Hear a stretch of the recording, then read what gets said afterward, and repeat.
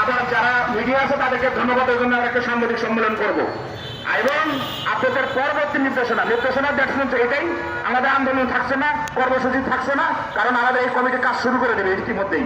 এই জন্য আমাদের আর কোনো কিছু থাকবে না, কিন্তু আমরা হয়তো একটা থাকবো যে আমরা 2 মাসের মধ্যে কতটুকু আগাইলাম, এটার জন্য আপনাদেরকে হয়তো ঢাকায় প্রতিনিধি থেকে পাঠাতে পারি যে এই পর্যন্ত, কারণ এখানে যে পদ্ধতি হয়েছে, যে প্রক্রিয়া হয়েছে, এই প্রক্রিয়া অনেক সুন্দর, এই প্রক্রিয়াতে কোনো মানে খাপ নাই।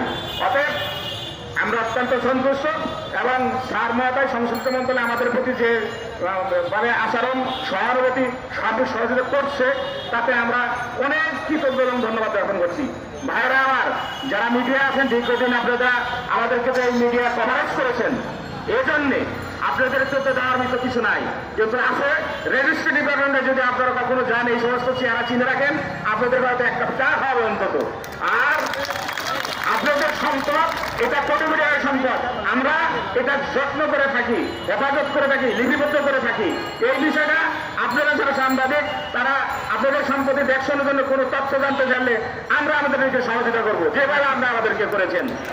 আপনারা সারা বাংলার এই 16,000 পরিবার, আপনাদের এই মিডিয়া, প্রশাসন, আইন উপদেষ্টা স্যার সহ যারা এই দীর্ঘদিন আমাদের কাছে ছিলেন, আমাদের সহযোগ করেছেন এবং আজকে করছেন, তাদের প্রতি এই শত শত হাজার হাজার পরিবারের পক্ষ থেকে আপনাদেরকে অনেক অনেক শুভেচ্ছা অভিনন্দন জানাচ্ছি। এবং ভবিষ্যতে আপনারা নির্যাতিত, নির্বাচিত, বৈষম্য বিরোধীর পাশে থাকবেন, সেটা দেখেছি। এই বাংলাদেশ 1971 সালে পরে, 24 সালে পরে বাংলাদেশে একটা বড় অভ্যুত্থান, ছাত্র অভ্যুত্থান বলে হয়েছে, ঠিক সেভাবে আমাদের এই 150 বছর ইতিহাস আমরা প্রতি বছরই আন্দোলন করে থাকি, কিন্তু আমরা এবার যেভাবে আমরা আন্দোলন করতে পেরেছি, প্রশাসনের সহযোগিতায়, মন্ত্রণালয়ের সহযোগিতায়, আমরা কোনোদিন পারি নাই। অতএব আপনাদেরকে সকলকে আমাদের সংগঠনের পক্ষ থেকে আন্তরিক অভিনন্দন, শুভেচ্ছা অভিনন্দন জানাচ্ছি।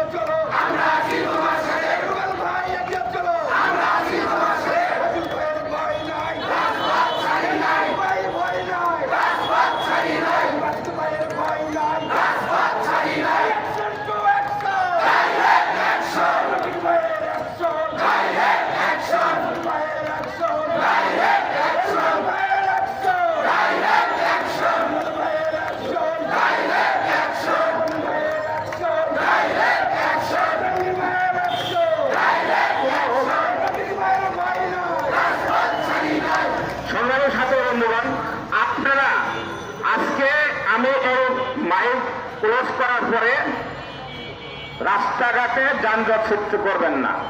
প্রশাসন বাইরে যেভাবে আমাদের সহযোগিতা ভাষায় প্রকাশ করা যাবে না, যেহেতু আমাদের কর্মসূচি স্থগিত, আপনারা আমাদের সাথে দেখা সাক্ষাৎ করতেই পারেন, আমরা আমাদের মতো থাকবো। আমরা এই যেভাবে আমরা প্রশাসনকে সহযোগ করছি, কোনো যানজট, কোনো গাড়ি ঘোড়া বা কোনো কিছু আমরা কোনো ক্ষতি করবো না, আমরা করি নাই। প্রশাসন তাই আমাদেরকে বলেছে, আমরা খুব শান্তশিষ্ট ছিলাম, আল্লাহ আমাদের দিকে তাকাইয়েছে।